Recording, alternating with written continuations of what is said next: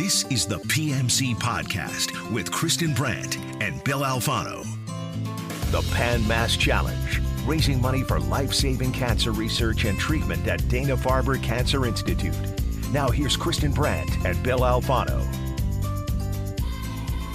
This is Kristin, and I am here with my co-host, Bill Alfano, for the PMC Podcast. Hello, Kristin. So we're going to be talking about basically the next event that PMC has from a fundraising standpoint, which is the Winter Cycle. And we have 2 interviews coming up. But before we jump into them, why don't we just talk about what is the Winter Cycle and where does it fit in the larger, PMC infrastructure? Sure. So Winter Cycle 2023 will be on February 4th, and very lucky to say we're back at Fenway Park in their new venue, which is 521 Overlook. So it sits in the outfield and right field, overlooking the field towards home plate. It's amazing new space there. We will have 5 sessions starting at 8 in the morning. Each session will have the ability to have 180 riders. You can go to wintercycle.org to find out all the event details that you might want to know. But we're back. We're in person. We're big. Very excited for this year's Winter Cycle, or next year's. But it is the first event on the PMC's annual fundraising calendar. So what we're going to do is we've got 2 great interviews. We have a rider, we have an instructor. So why don't we take a break and we'll come back with both of those. At Ropes and Gray, we have a vision that's guided by our commitment to our clients and a devotion to supporting our communities and our people. Our mission to practice with purpose drives our actions every day, and our commitment to the Pan Mass Challenge is a great example of what we mean by purpose. Supporting the Pan Mass Challenge is one of Ropes and Gray's most treasured traditions. We've had a team of cyclists from the firm in the Pan Mass Challenge every year since 2001. Collectively, Ropes and Gray riders and volunteers have raised more than $2.6 million for the Dana-Farber Cancer Institute. Going the extra mile comes naturally to Ropes and Gray, especially when it comes to participating in the Pan Mass Challenge. Working and cycling together, we can all play a part in advancing cancer treatment and research. Hi, Kelli. Hi, guys. Why don't you tell us a little bit about yourself? Hi. Well, my name's Kelli Tower. I'm from Webster, Massachusetts. I've lived in Sutton, Mass for the last almost 4 years with my boyfriend and our 3 animals. We just recently adopted a kitten.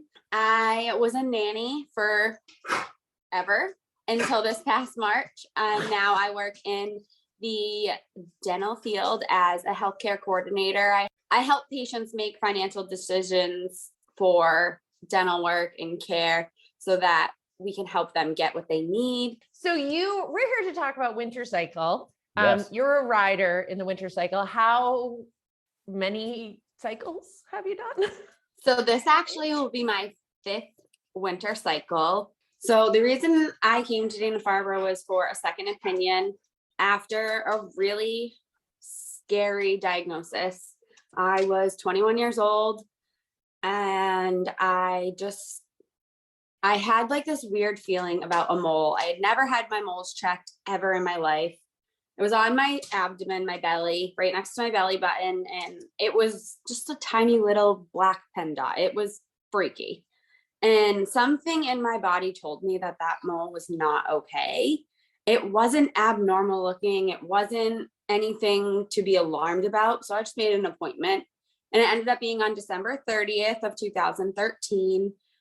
I went to the dermatologist. He looked at it. He looked at a couple others and he was like, "You're fine. Like that's nothing to worry about." And I was like, no, I don't. I was like, "Can you cut it off?" I didn't know like what the term meant. My mom's a former nurse, and her first answer always is just cut it off. And that's my point of view now. And he did a shave biopsy. He said he'd call in a week or 2 and called me 22 hours later. And I had melanoma and I needed to have general surgery done to check the margins. Yep. And I had that done on January 10th of 2014, and my margins were clear. And so it sounds like you went from there to Dana-Farber for a second opinion? Was that in part because you weren't feeling so because of insurance purposes, I couldn't go directly to Dana-Farber. Of course. I had to go to the same office because I was in a scramble at that point. So I got another opinion with another doctor in that office. So that was January. And then I did not get into Dana-Farber until August of that year, just due to the fact that I had the removal. I didn't have anything from the surgery. My margins were clear. Yeah. So I was okay with waiting. It was no longer an emergency. I was okay. Right. I wasn't okay, but I was okay with, I knew I had an appointment coming up. Yeah. And then August 8th of 2014, I met Dr. Lynn, and she has just become so important in my life over the last 10 years. Most recently, my brother was diagnosed with stage 4 metastatic melanoma. I immediately sent her a message on the Dana-Farber portal saying help, because I didn't even know what to do, where to begin. And that woman picked up the phone and called personally and took his name, his information. And she says, we will take care of him. And I said, I know you will. I was en route to PMC Unpaved weekend to volunteer. I was just getting off the Mass Pike in Lenox when we found out. And I'm like, there's no place in this world that I would rather be than here with all of my PMC family, all of my PMC volunteer family. It was just a surreal weekend. And Dr. Lynn ended up getting my brother in that following Monday morning, and he started treatment that Thursday. That's incredible. So what, from your first winter cycle, if I recall, I believe your first year, you were one of our speakers, right? A living proof speaker. Or was that your second year, first year? Nope, first. It was my first year. What was that like to tell your story as well as to participate in the event? I felt like I was on top of the world, and that a lot of people don't realize how serious skin cancer can be and how important it is to be aware of your own body and how important it is to wear sunscreen. Whether it's 15 SPF or 50 or 75 or 100, anything helps. Even going outside in the wintertime, the UV index is low, but you still need to have some sort of protection on your face and your ears that are going into the sun. The sun's still there, whether it's behind the clouds, it's snowing out, it's still there, and it's dangerous. The PMC started, Billy's mother passed away with a melanoma. I mean, there are other people who passed in his life, but that was the true catalyst. So did you? Yeah, I mean, I actually looked up ahead of time. So it turns out that skin cancer is actually the most common cancer in the United States, with 1 in 5 Americans developing skin cancer by the age of 70. More than 2 people die of skin cancer in the US every hour, and having 5 or more sunburns doubles your risk of melanoma. But when detected early, the 5-year survival rate for melanoma is 99%. It's almost so common that I think it's underestimated. It really, really, really, really, really is. For winter cycle, Kelli, I mean, does it all come back, or is it more cathartic? I mean, what happened? Like every year you get the save the date, registration opens on this date. What goes through your mind? Like, what does that mean to you? Yeah. I get excited because I get to share my story again on the platform of social media for someone somewhere, hopefully to read. And I'm always talking about it. I'm not afraid to talk about it. I never in my wildest dreams thought I would be able to stand up in front of a crowd and talk. I did have a few people come up to me saying, like, my daughter was here, and I am so thankful that you talked about sunscreen and sunless tanning and how just terrible it is. And that means I did my job. That's why I was put on earth, I think. And that's why I had the experience I had with melanoma, is to help other people. And I'm just going to go with that because that's my purpose. So if someone's out there sitting on the fence for Winter Cycle, this is like the biggest layup question because you are the biggest PMC advocate maybe I know. What would you say to them, whether they are living proof or not living join, proof? sign up, fundraise. It is so much fun. A couple years ago, it got postponed because of COVID, and then we got to ride our bikes on the field in the dirt. It was 90 something degrees outside. And I have never sweat so much in my life, but I have never felt so good. You briefly touched on, I don't know if you want to talk about it anymore, but going into this year with the diagnosis of your brother, where does that play in your head and heart? And how do you bring that to the event? Wow.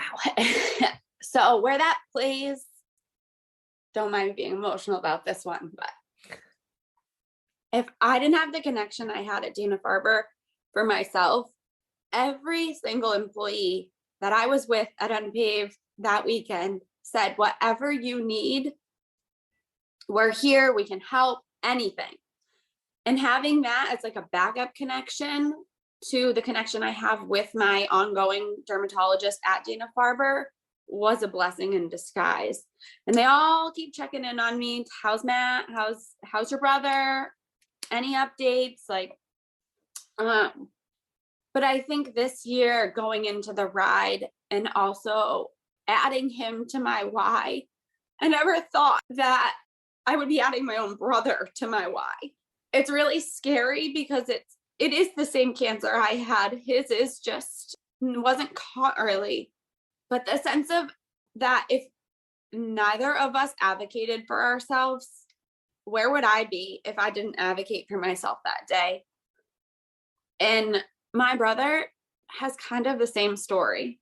He just was dismissed over and over again for a strained back since April of this year, 2022. He ended up sneezing in August and he felt a huge crack pop in his back and then could not feel his legs.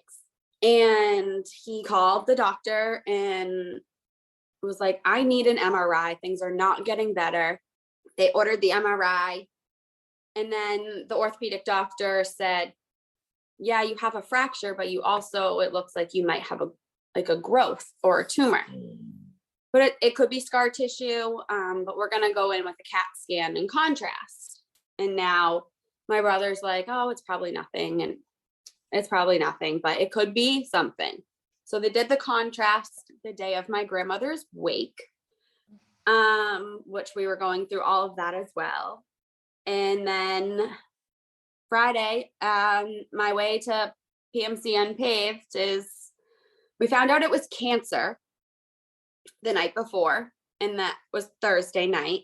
And that was an oncologist from Worcester.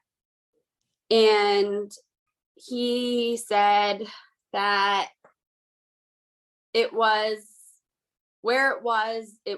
untreatable with chemo. And it probably would be resistant to radiation as well. And then Friday, we got the melanoma diagnosis that it was stage 4 and it was metastatic. And the reason it's stage 4 metastatic is because it is not on the outside of his body. It's on the inside. It's in his bone and it's around his bone. So what's even scarier is it started somewhere on the outside of his body. Right. And for years, he just was going to the dermatologist and he didn't have anything that warranted removal. Adding my brother to my why this year is just something that hits real close to home, but at the same time, I've fundraised, I've given back to Dana-Farber, and I know that he is in the best hands possible. Dana-Farber, we're lucky enough to live in Massachusetts, a stone throw from the best cancer hospital in the entire world. His melanoma is a lot different than my melanoma, and he has a long road ahead of him.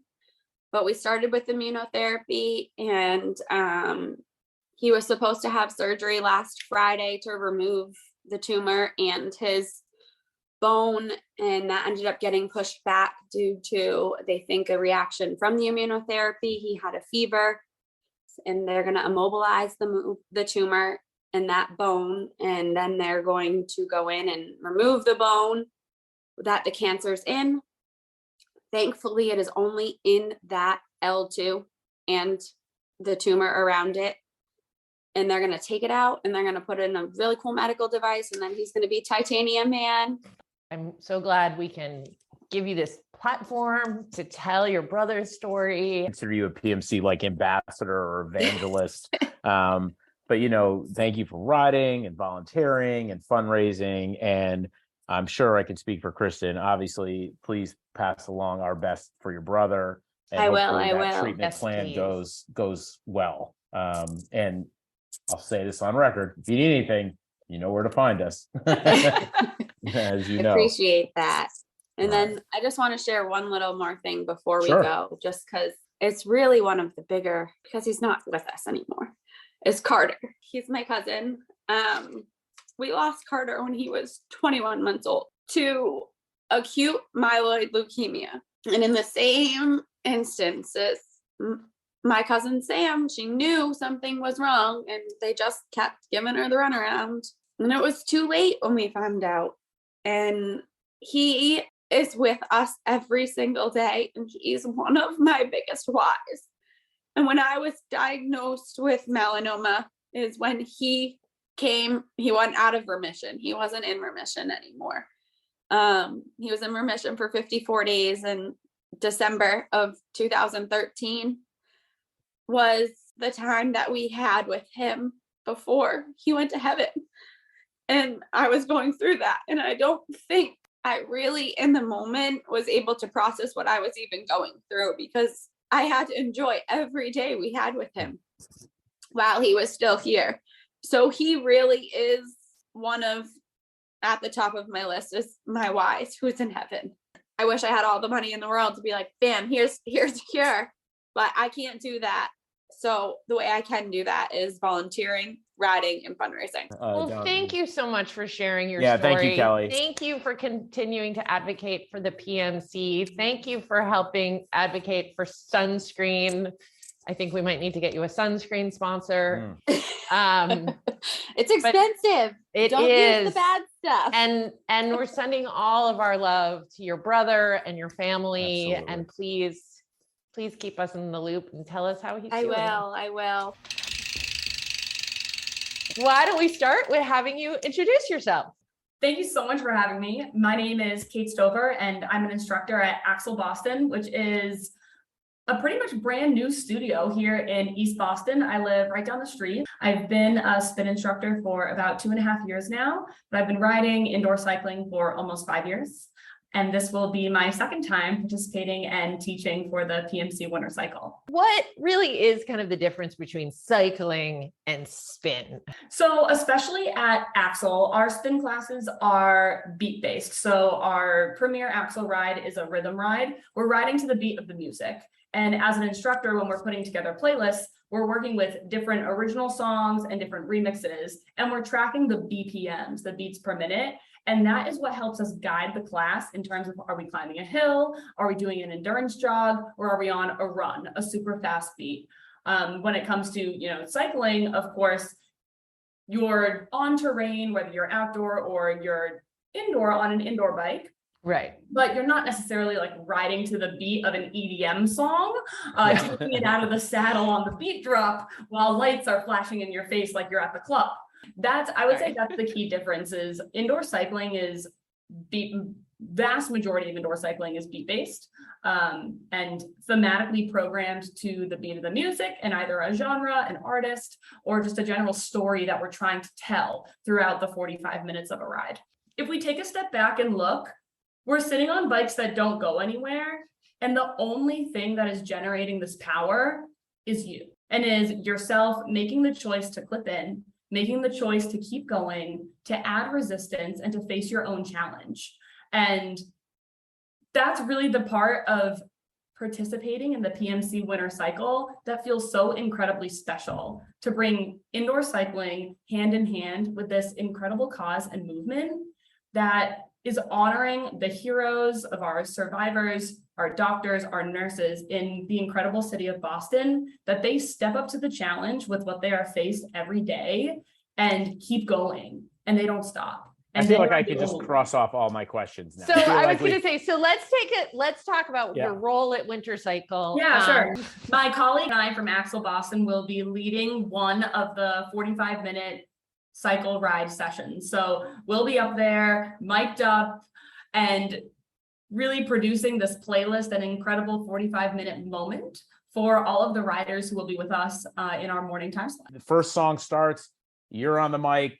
First impression. I'll tell you, I have been at Fenway Park more times than I can count. I am a BU grad, and I was at Fenway for Red Sox games all throughout the spring of my semesters. I think I went to 5 concerts there this past summer. Fenway is a premier place to be here in Boston, and getting mic'd up and doing a check with that DJ and then looking at the camera in my face and realizing that's my face on the Jumbotron out in center field was an absolutely surreal top 10 life moment. And to know that it was all happening because of something that I am incredibly passionate about, connecting with an unbelievable cause in our city. And the PMC is a charity that is near and dear to my heart. My boyfriend has ridden in the summer cycle for a family friend who they had lost to cancer about 5 years ago now. And I cheered him on all throughout that ride. And I couldn't believe it came time for me, indoor cycling, to have a moment to contribute to this charity was something that I am super passionate about. From year 1 to year 2, what brought you back? I will say the event itself is what brought me back. Really, this moment I'm holding on to is when we had walked into Fenway Park in our matching outfits and we're nervous and we're reviewing the playlist, and we turn around and our pedal partner walked up to us with her family. So, you know, our pedal partner is a patient with Dana-Farber who was really what we were there for. And being able to meet her sister, her parents, take a photo, and just have that special moment of, today, I'm not just riding a bike that goes nowhere. I'm not just teaching a normal class. I'm doing this for something so much bigger,